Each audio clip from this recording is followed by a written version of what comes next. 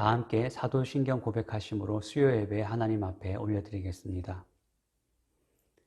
전능하사 천지를 만드신 하나님 아버지를 내가 믿사오며 그 외아들 우리 주 예수 그리스도를 믿사오니 이는 성령으로 잉태하사 동정녀 마리아에게 나시고 본디오 빌라도에게 고난을 받으사 십자가에 못 박혀 죽으시고 장사한 지 사흘 만에 죽은 자 가운데서 다시 살아나시며 하늘에 오르사 전능하신 하나님 우편에 앉아 계시다가 저리로서 산자와 죽은 자를 심판하러 오시리라.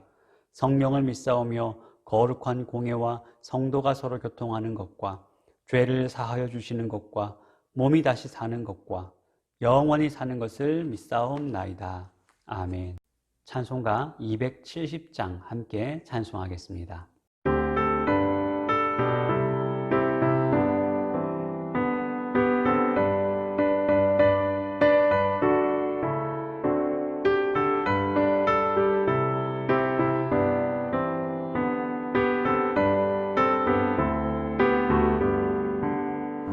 변찮는 주님의 사랑과 거룩한 보혈의 공로를 우리 다 찬양을 합시다. 주님을 만나볼 때까지 예수는 우리를 깨끗게 하시는 주시니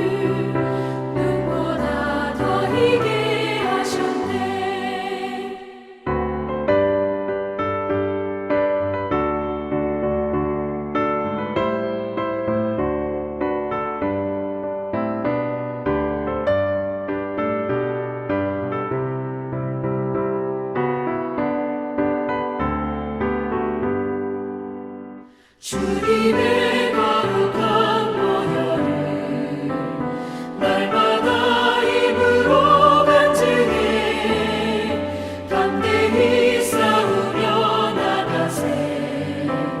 천국에 들어갈 때까지 예수는 우리를 깨끗게 하시는 주시니 그의 피 우리를 눈보다 더 희게 하셨네. 십자가 단단히 붙잡고 날마다 이기며 나가세. 머리에 면류관 쓰고서 주 앞에 찬양할 때까지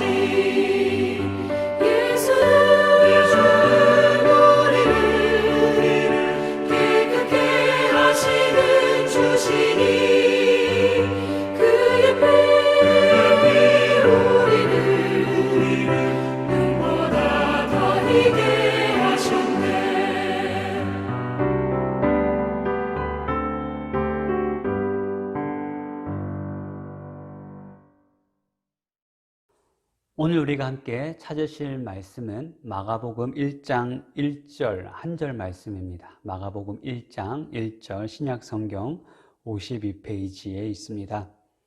마가복음 1장 1절 함께 읽겠습니다. 시작. 하나님의 아들 예수 그리스도의 복음의 시작이라. 아멘. 할렐루야. 네, 오늘도 이렇게 수요 예배를 영상으로 함께 드리게 되었습니다. 참 이 영상으로 예배를 드린다는 것이 어색하기 짝이 없지만 그럼에도 불구하고 이렇게라도 우리가 예배를 드리고 하나님 앞에 나아가기를 우리가 게을리하지 말아야 될 것입니다. 자, 수요 예배를 어떻게 드릴까 굉장히 고민을 많이 했습니다. 많이 하다가 당분 앞으로 계속 쭉 시간이 되는 대로 마가복음을 함께 성경 공부하듯이 저랑 함께 한 절 한 절 공부했으면 어떨까라는 생각이 들어서 이제 마가복음을 우리가 함께 나누었으면 좋겠습니다. 아마 이제 나중에 우리가 형편이 되어서 여러분들이 이제 교회당에 나오셔서 예배를 드리시면 이제 함께 유인물도 나눠줄 거고요. 같이 공부할 내용들을 가지고 같이 공부를 할 건데 이제 그렇게 하지 못하는 상황이니까 지금은 형편대로 여러분 꼭 성경책을 여러분 보시고 성경책을 찾으시면서 우리가 함께 말씀을 나눴으면 좋겠습니다. 비록 영상이지만 우리가 이 화면 너머에 함께하고 있다라는 생각을 가지시고 함께 말씀을 공부하고 또 그 말씀 가운데 여러분 큰 은혜를 누리시기를 바랍니다. 자, 오늘은 이제 마가복음의 첫 번째 시간입니다. 오늘은 어떤 진도를 나가기보다는 마가복음의 배경, 개요 이런 것들을 조금 짧은 시간 함께 나눴으면 좋겠습니다. 자, 여러분 복음서 하면 우리 몇 권의 책이 있습니까? 마태, 마가, 누가, 요한복음이 있습니다. 근데 이 네 가지 복음서 중에 가장 먼저, 가장 최초로 기록된 것이 바로 마가복음입니다. 자, 그러면 마가복음은 누가 기록했을까요? 너무나도 우리가 잘 알죠. 마가가 기록했습니다. 마가가 어떤 사람이냐? 마가는 나중에 우리가 살펴보기도 하겠지만 바나바의 생질이다. 다른 말로 하면 바나바의 사촌입니다. 아마 삼촌 정도 될까요? 어쨌든 사촌형? 정확하게는 나와 있지 않지만 아무튼 바나바와 친척 관계라는 것을 우리가 알 수가 있습니다. 자, 그러니까 우리가 마태, 마가, 누가복음 이 세 가지 복음은 우리가 뭐라고 부르냐면 공관복음이다라고 부릅니다. 공관복음이라는 것은 같은 관점으로 기록된 복음서라는 의미죠. 그래서 마태, 마가, 누가복음은 같은 내용들이 많이 중복되어 있다는 것을 우리가 알 수가 있습니다. 요한복음은 조금 더 새로운 내용들이 더 많이 들어있어요. 그러니까 마태, 마가, 누가복음과는 좀 다른 관점으로 기록되어서 요한복음은 공관복음에는 들어가지 않지만 사복음서 안에는 들어가게 됩니다. 자, 이 공관복음 중에서도 마태, 마가, 누가복음 중에서 마가복음이 가장 최초로 기록이 되었습니다. 자, 그러면 마가복음이 기록된 배경이 어떤가? 마가복음이 기록될 당시의 그 상황을 우리가 함께 잠깐 살펴보도록 하겠습니다. 마가복음은 로마의 네로 황제가 다스리던 그 시대에 기록이 되었습니다. 그래서 네로 황제 때 너무나도 유명한 사건이 하나 발생하죠. 로마의 대화재 사건이 발생합니다. 로마가 10개 구역으로 나뉘어져 있는데 이 10개 구역 중에서 3구역이 완전히 다 타버립니다. 그러니까 서울로 치자면 서울에 뭐 세구, 종로구, 동작구, 여기 중랑구, 세구가 완전히 다 타버려가지고 완전히 손실이 돼버리는 것이죠. 엄청난 화재가 발생했습니다. 그런데 많은 사람들이 이 화재를 네로 황제가 미쳐가지고 정신을 못 차려서 네로 황제가 불을 질렀다라는 소문이 돌기 시작했어요. 그러니까 네로 황제가 이 소문에 대해서 위기감을 느끼게 된 거죠.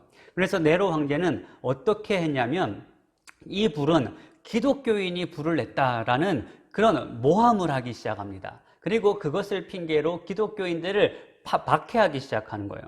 대환란. 교회 역사, 초대교회의 역사를 보면 몇 번의 대환란의 사건이 있었는데 그 중에 하나가 바로 이 네로 시대의 대환란의 사건입니다.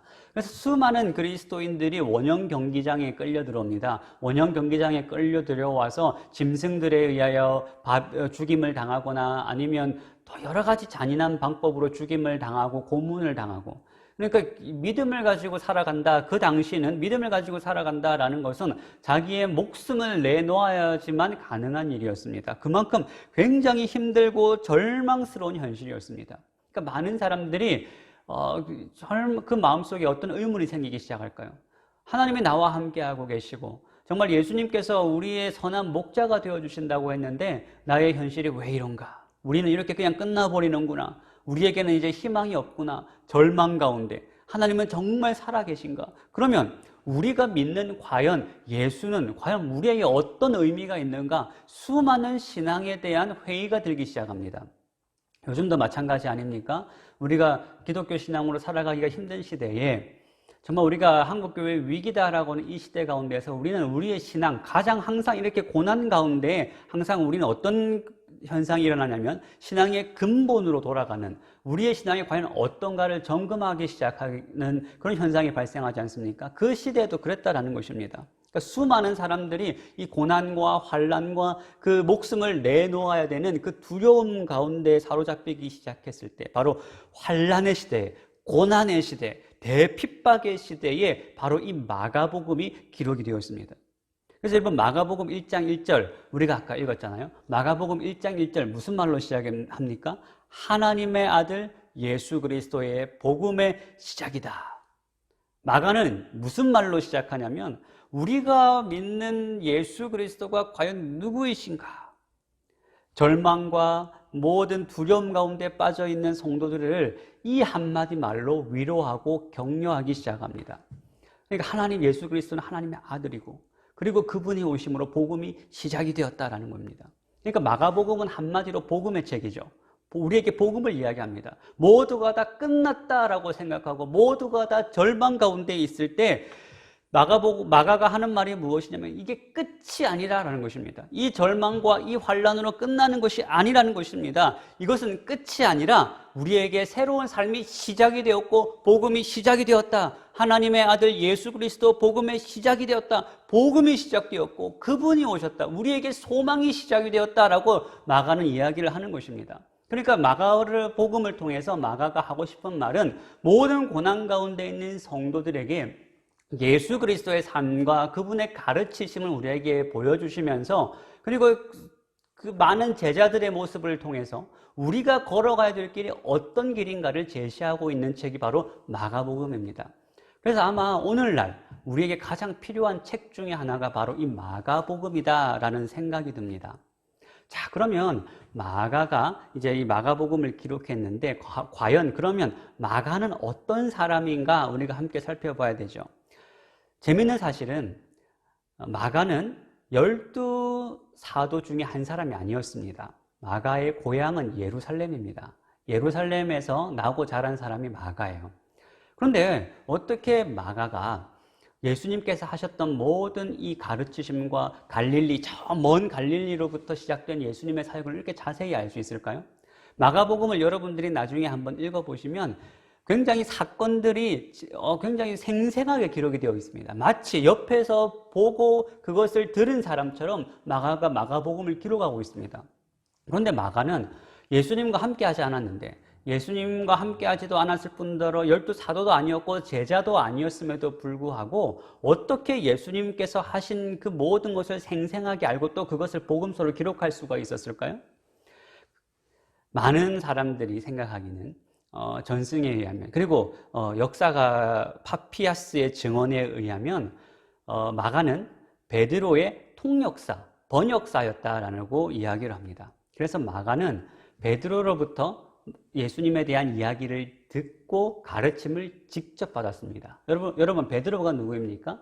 12사도 중에서도 가장 수제자, 우리가 소위 수제자라고 부를 정도로 예수님과 가장 친밀했던 사람이 베드로였습니다. 바로 그 베드로로부터 가르침을 받았어요. 그래서 파피아스는 이렇게 이야기를 했습니다. 이 사람은 역사가거든요. 역사책에 베드로의 번역자였던 마가는 주가 말씀하셨거나 행하셨던 것들에 대해 그가 비록 정돈된 형태는 아니었더라도 기억해낸 많은 것들을 능력껏 정확하게 기록했습니다 라고 기록을 했습니다. 그러니까 마가는 베드로의 번역자였는데 그가 비록 정돈된 형태는 아니었다라는 이 말, 정돈되지 않았다라는 말은 무엇이냐면 예수님께서 처음부터 하신 모든 사역을 하나도 빠지지 않고 놓치지 않고 그대로 기록하지 않았다라는 거죠. 이게 무슨 말이냐면 여러분, 예수님께서 하신 모든 것을 하나도 빠지지 않고 기록하면 그 책의 분량이 얼마가 되어야 되겠습니까? 마가복음은 마태, 마가, 누가, 요한복음 중에서 가장 얇은 책입니다. 분량이 가장 작아요. 모든 것을 다 담을 수는 없습니다. 그래서 필요한 부분만 마가가 선택하여 기록하였습니다. 그러나 그렇게 기록하였어도 어떻게 기록했다고 이야기합니까? 정확하게 기록했다라고 파피아스는 우리에게 이야기를 하고 있습니다. 그리고 또 한 가지, 파피아스의 이야기일 뿐만 아니라 마가가 이 성경을 기록하고 오늘날 우리에게 전달되었다. 성경은 뭐로 기록이 되었습니까? 하나님의 영감으로 기록이 되었습니다. 그렇기 때문에 마가가 이 책을 베드로로부터 가르침을 받아서 기록을 했지만, 그러나 베드로의 가르침뿐만 아니라 성령께서 마가를 감동시키셔서 이 모든 내용들에 오류가 없도록, 이 모든 내용들을 통해서 하나님께서 우리에게 하시고자 하시는 그 말씀을 정확하게 기록을 했다는 것을 성경은 우리에게 증거하고 있습니다. 그렇기 때문에 비록 마가는 12사도 중에 한 사람은 아니었음에도 불구하고 마가가 기록한 이 마가복음이 정확무오한 하나님의 말씀이다라는 것을 우리가 믿을 수가 있는 것입니다. 자, 그러면 우리가 마가가 어떤 사람인가를 조금 더 살펴봐야 됩니다. 자, 마가는 어떤 사람인가? 마가복음에는 사실 마가에 대한 이야기가 거의 없습니다. 자, 마가는 어떤 사람인가? 사도행전과 성경 곳곳에 마가에 대한 정보들이 흩어져 있습니다. 자, 오늘은 우리는 이것을 종합해서 과연 마가가 어떤 사람이었는가를 함께 살펴보려고 합니다. 자, 여러분 성경책을 펴셔야 돼요. 물론 제가 자막으로도 성경을 넣어 드릴 거지만, 왜냐하면 혹시나 지금 성경을 찾을 수 없는 환경, 우리가 지금 여기 함께 모여서 예배 드리는 것이 아니기 때문에 어떤 환경인지 제가 알 수 없기 때문에 자막으로라도 성경을 넣어 드리지만 함께 찾으셔야 돼요. 오늘은 성경을 몇 군데 더 찾아야 되거든요. 그러니까 여러분 성경책을 딱 여러분 앞에 펴시고 함께 저와 함께 찾도록 하겠습니다. 가장 먼저 사도행전 12장 12절, 사도행전 12장 12절 말씀 함께 찾도록 하겠습니다. 자, 사도행전 12장 11절부터 12절, 두 절입니다. 사도행전 12장 11절부터 12절, 제가 읽겠습니다.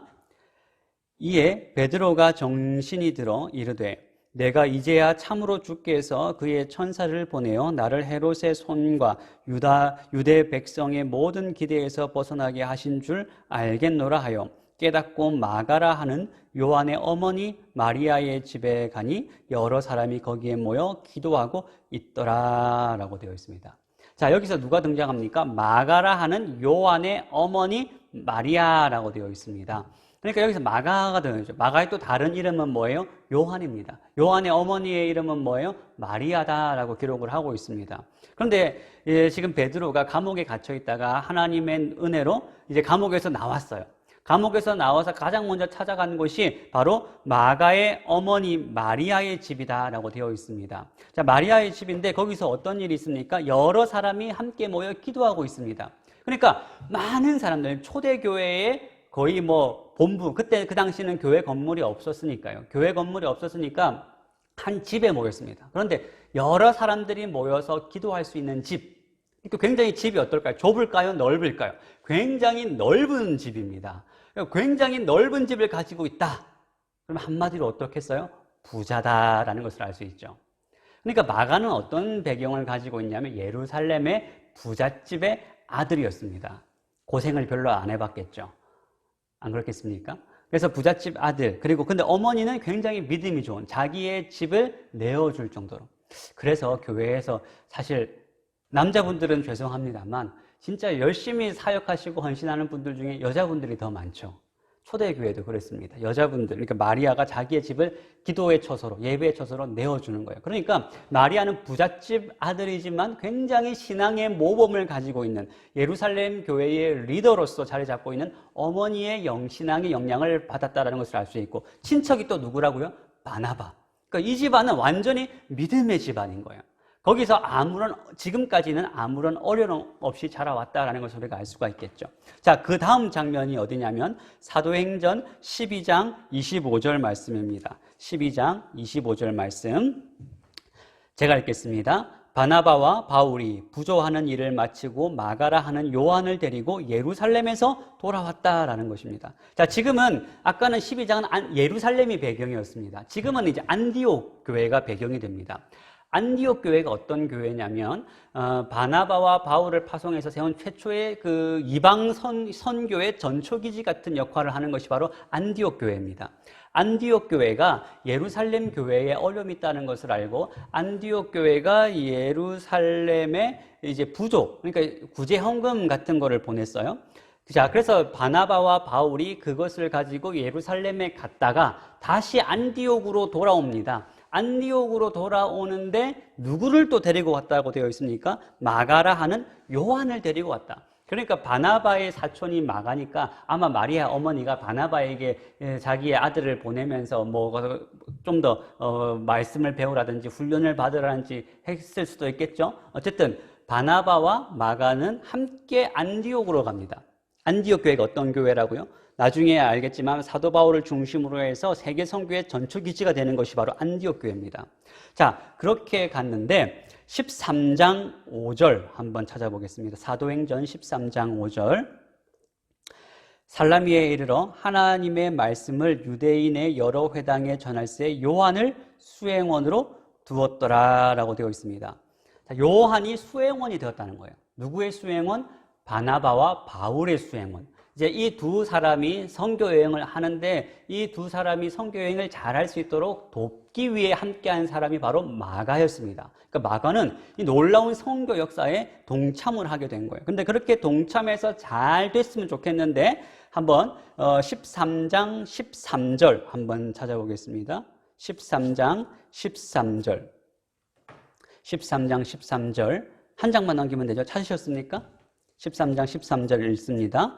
바울과 및 동행하는 사람들이 바보에서 배 타고 밤빌리아에 있는 버가에 이르니 요한은 그들에게서 떠나 예루살렘으로 돌아갔다라고 되어 있습니다. 자, 바울이 이제 바나바와 함께 바보에서 밤빌리아에 있는 버가에 도착합니다. 버가에 도착했는데 무슨 일이 있었는지는 모르지만 마가는 어떻게 했다고요? 요한은 예루살렘으로 돌아가 버렸다는 거예요. 지금 선교 여행이 한참 진행되고 있는데 마가는 집으로 돌아가 버렸다는 겁니다. 무슨 일인지는 몰라요. 무슨 일인지는 모르지만 아무튼 마가가 돌아가 버린 중간에 도중 하차해 버리는 사건이 발생합니다. 자, 이렇게 이제 1차 전도 여행이 끝이 나고 이제 2차 전도 여행을 시작할 때 문제가 발생합니다. 자, 15장 37절 사도행전 15장 37절 한번 찾아보겠습니다. 15장 37절 38절 바나바는 마가라 하는 요한도 데리고 가고자 하나 바울은 밤빌리아에서 자기들을 떠나 함께 일하러 가지 아니한 자를 데리고 가는 것이 옳지 않다 하여 39절입니다. 서로 심히 다투어 피차 갈라서니 바나바는 마가를 데리고 배 타고 그브로로 가고 바울은 실라를 택한 후에 형제들에게 주의 은혜에 부탁함을 받고 떠났다라고 되어 있습니다. 자, 무슨 일이 발생합니까? 2차 전도 여행을 시작하려고 하는데 자, 바울과 바나바가 누구를 데려갈 거냐 하다가 바나바가 자, 저번처럼 마가를 데리고 가자라고 이야기를 합니다. 그런데 바울이 반대를 하는 겁니다. 아니, 저번에 밤빌리아에서 우리를 배신하고 도망가 중도 하차해버린 그 사람을 뭘 믿고 내가 다시 데리고 가느냐 이러면서 바나바와 바울 가운데 대판 싸움이 벌어진 거예요. 싸우면 안 되지만 어쨌든 이 당시는 이제 아직 바울이 혈기왕성한 시대이기 때문에 그런 일이 발생한 겁니다. 그래서 어떤 일이 발생합니까? 바나바와 마가가 한 팀을 이루고 그리고 이제 바울과 실라가 한 팀을 이루어서 이제 전도팀이 두 팀으로 나누어진 겁니다. 그러니까 하나님께서 협력하여 선을 이루신다는 것이 이 두 사람이 싸우던 이 다툼을 통해서 이 전도의 물줄기가 이제 두 군데로 이제 늘어나기 시작을 했다는 것입니다. 자, 이렇게 발생한 이후에 이제 다시 이 바울이 마가를 다시 볼까요? 바울이 마가를 어떻게 생각하겠습니까? 다시는 보지 않을 것처럼 생각하겠죠. 그런데 우리가 나중에 바울의 서신 저 뒤쪽을 보면 놀라운 반전이 생긴다는 것을 우리가 알 수가 있습니다.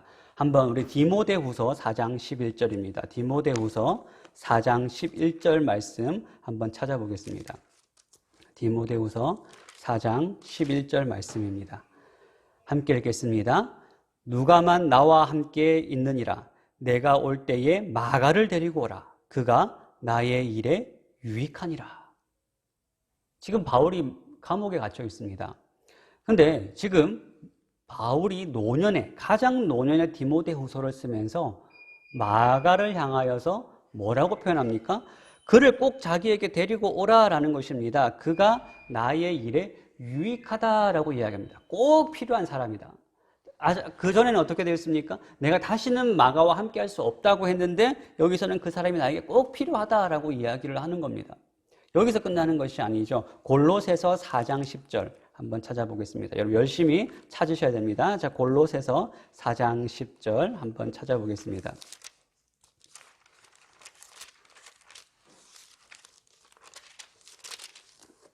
4장 10절 10절 읽겠습니다.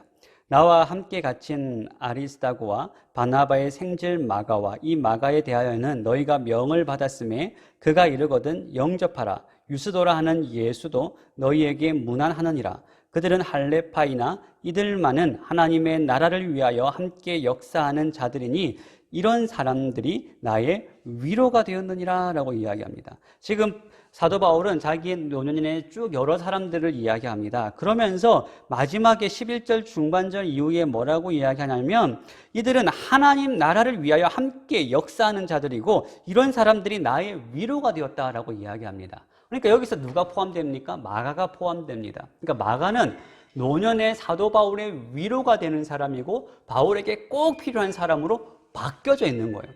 예전에는 선교 여행이 두려워서 도망갔던 마가, 그래서 다시는 함께하지 않는다고 했던 그 마가가 사도 바울의 노년에 와서는 이 사람은 꼭 나에게 필요한 사람이고 나에게 위로가 되는 사람으로 완전히 다른 사람으로 마가가 바뀌어 있다는 것을 우리가 알 수가 있습니다. 그럼 마가에게 무슨 일이 발생했을까요? 어떤 이유 때문에 마가가 이렇게 완전히 바뀐 것일까요? 물론 성경에는 기록되어 있지 않습니다. 그런데 한 가지 중요한 우리 힌트가 있어요. 마가가 무슨 일을 했다고요? 베드로를 만났습니다. 베드로의 통역자였어요. 베드로와 함께 동역했습니다. 베드로로부터 가르침을 받았어요. 자, 어디를 보시면 되냐면 마지막입니다. 오늘 마지막 베드로전서 5장 13절입니다. 베드로전서 5장 13절 베드로전서 5장 13절 384쪽 찾으셨나요? 읽겠습니다. 택하심을 함께 받은 바벨론에 있는 교회가 너희에게 문안하고 내 아들 마가도 그리하느니라. 지금 베드로가 마가를 향하여서 뭐라고 말합니까? 내 아들 마가다. 아무에게나 내 아들이다라고 이야기하지 않죠. 내가 정말 사랑하고 나의 가르침을 받고 나와 지금까지 함께한 사람을 아들, 제자를 아들이라고 합니다. 그러니까 베드로가 가장 소중하게 여겼던 제자가 누구였겠어요? 마가입니다. 마가는 베드로로부터 가르침을 받고 그 삶이 변화가 생긴 것입니다. 그러니까 마가가 회복될 수 있었던 이유는 바로 이 베드로와의 만남 때문이에요. 여러분, 내가 누구와 만나냐가 굉장히 중요합니다. 여러분들의 자녀를 위해서 기도할 때 가장 중요한 것은 물론 믿음을 위해서도 기도해야 되겠지만 우리의 자녀들이 정말 그 좋은 만남을 위해서 인생의 멘토를 만나고 정말 좋은 영향력을 끼치는 선한 영향력을 끼치는 많은 인생의 스승들을 만날 수 있도록 동력자를 만날 수 있도록 여러분 만남을 위해서도 기도하셔야 됩니다. 마가는 베드로를 만나면서 완전히 그 인생이 바뀌어져 버립니다. 그런데 여러분 베드로는 어떤 사람이었습니까? 베드로는 마가 이전에 마가도 중간에 선교 여행이 두려워서 도망갔잖아요. 얼마나 그 마음이 낙심됐겠어요. 그런데 베드로도 마찬가지였습니다. 베드로는 어떤 사람이었습니까? 예수님을 부인했던 사람이죠. 그것도 그냥 부인한 것이 아니라 저주하면서 3번이나 부인한 사람이었습니다. 베드로가 그 부인을 하고 난 다음에 어떻게 했다고요? 펑펑 통곡을 했습니다. 그러니까 베드로도 실패한 사람이었어요. 베드로는 선교 여행이 아니라 예수님, 자기가 모시고 사랑하는 그 예수 그리스도를 부인하고 저주했던 사람입니다. 얼마나 그 마음이 낙심이 되고 무너졌겠습니까? 그런데 어떤 일이 벌어졌습니까? 예수님께서 먼저 베드로를 찾아오셨죠. 낙심하고 실패하고 주저앉아 있는 베드로에게 예수님께서 네가 나를 사랑하느냐? 네가 나를 사랑하느냐? 3번 물으십니다. 그리고 하는 말씀이 네가 나를 사랑한다면 내 양을 먹이라. 예수님께서는 베드로를 책망하지 않으셨고 예수님께서는 베드로의 부족한 면을 지적하지 않습니다. 단 한 가지만 물으셨어요. 네가 나를 정말 사랑하느냐? 베드로의 능력을 묻는 것도 아니고요. 네가 정말 회개했어? 네가 잘못했다고 생각해? 잘못을 따지시지도 않으셨습니다. 예수님께서는 이미 베드로의 연약함을 알고 계셨어요. 그래서 한 가지만 확인하신 거예요. 네가 나를 정말 사랑해? 그럼 다 괜찮아. 내가 널 용서했어. 그러니까 너는 두려워하지 말고 다시 일어나서 이 사명의 길을 계속 가. 힘내. 내가 너와 함께 할 거야. 예수님께서 약속하셨어요. 이 베드로는 이 회복을 먼저 경험한 사람이었습니다. 자기가 먼저 그 아파봤고, 자기가 먼저 괴로워봤고, 자기가 먼저 낙심해봤기 때문에 그렇게 낙심하여 선교 여행에서 돌아온 그 젊은 청년 마가를 만났을 때 아마 자기를 보는 것 같았겠죠. 두려움에 휩싸여서 선교에서 도망갔던 사람. 그러나 베드로는 뭐라고 얘기했겠어요? 괜찮아. 나도 그랬어. 그러나 예수님께서 우리에게 요구하시는 건 하나야. 네가 나를 사랑하느냐.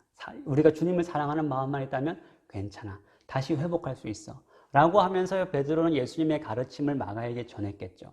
그래서 여러분 마가복음을 보시면 베드로의 모습이 굉장히 적나라하게 기록이 되어 있습니다. 베드로의 연약함, 베드로의 실수. 어떻게 마가가 이걸 알았겠어요? 베드로가 자기의 실패담을, 성공담이 아닙니다. 실패담을 알려줬겠죠. 그래서 마가가 그 베드로로부터 예수 그리스도의 그 회복의 메시지, 그 메시지를 듣고 다시 힘을 내고 그 신앙이 회복될 수가 있었던 것입니다. 이것은 단순히 베드로를 만났기 때문이 아니죠. 예수 그리스도 안에 있는 복음의 능력입니다.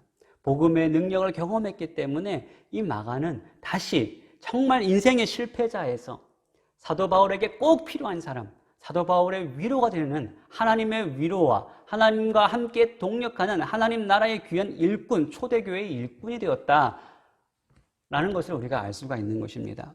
그리고 마가는 또다시 자신의 실패를 딛고 또 실패한 사람들을 향하여서 이 마가복음을 기록하고 있습니다. 그 당시에 수많은 사람들이 대환란과 핍박 속에서 비록 순교한 사람도 있고 고난당하는 사람도 있겠지만 많은 사람들이 두려워서 숨어버린 사람도 있을 것입니다. 현실이 무서워서 걱정이 되어서 내가 먹고 살 일 찾아서 예수 그리스도의 신앙을 배반하고 도망간 사람도 있겠죠. 그런 사람들이 낙심하고 주저앉아 있을 때 이 마가는 마가복음을 기록합니다. 그러면서 내가 만난 예수 그리스도의 복음이 무엇인가를 우리에게 보여주고 있는 것입니다. 나도 실패했었노라고, 나도 실패했고 나도 도망간 사람이었노라고. 그런데 나는 이제 회복되었고 우리를 회복시키러 오신 것이 바로 예수 그리스도의 목적이다라고 마가는 마가복음을 통해서 우리에게 알려주고 있는 것입니다. 그러니까 여러분, 복음의 능력은 무엇이겠습니까? 어떤 실패한 사람도 회복시키는 것이 복음의 능력입니다. 우리가 어떤 실패를 하든, 우리가 어떤 모습이든, 우리 안에 어떤 연약함이 있든, 어떤 두려움이 있든, 어떤 절망이 있든 복음은 우리를 회복시킵니다.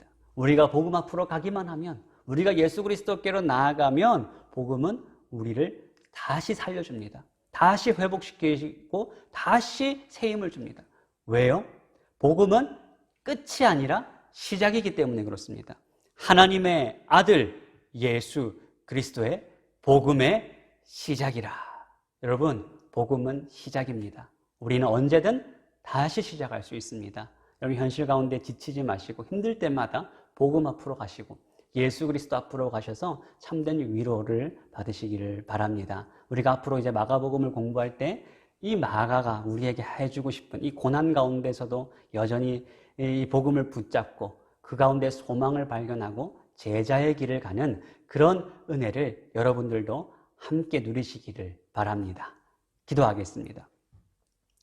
사랑과 은혜가 충만하신 하나님 아버지 감사드립니다. 저희들은 너무나도 연약하고 저희들은 너무나도 부족합니다. 하나님의 은혜가 없다면, 주님께서 붙잡아 주시는 은혜가 없다면 우리는 지금 당장이라도 세상의 여러 가지 어려움 가운데 실패하고 넘어질 수밖에 없습니다. 하나님, 저희들의 믿음 없음을 용서하시고 하나님, 저희들에게 날마다 저희들의 신앙을 새롭게 하여 주시어서 우리에게 주어져 있는 이 현실을 힘껏 살아갈 수 있도록 주께서 도와주시옵소서. 하나님, 계속되는 이 코로나 상황 가운데서 저희들이 어떠한 현실 속에서도 낙심하지 않게 하여 주시고 저희들의 모든 삶과 생활 가운데 저희들을 지켜주시어서 우리가 주님과 동행하는 이 모든 삶이 복된 삶이 되게 하여 주시옵소서. 우리의 모든 기도 가운데 함께 하여 주시고 각 가정이 믿음 흔들리지 않고 굳건한 믿음을 허락하여 주시어서 정말 우리에게 주어져 있는 삶의 경주를 잘 마칠 수 있도록 주님 함께 하여 주시옵소서. 감사드리며 예수님의 이름으로 기도하옵나이다. 아멘. 주기도문 하겠습니다. 하늘에 계신 우리 아버지여, 이름이 거룩히 여김을 받으시오며 나라의 임하옵시오며 뜻이 하늘에서 이루어진 것 같이 땅에서도 이루어지이다. 오늘날 우리에게 일용할 양식을 주옵시고 우리가 우리에게 죄 지은 자를 사하여 준 것 같이 우리 죄를 사하여 주옵시고 우리를 시험에 들게 하지 마옵시고 다만 악에서 구하옵소서. 대개의 나라와 권세와 영광이 아버지께 영원히 있사옵나이다. 아멘.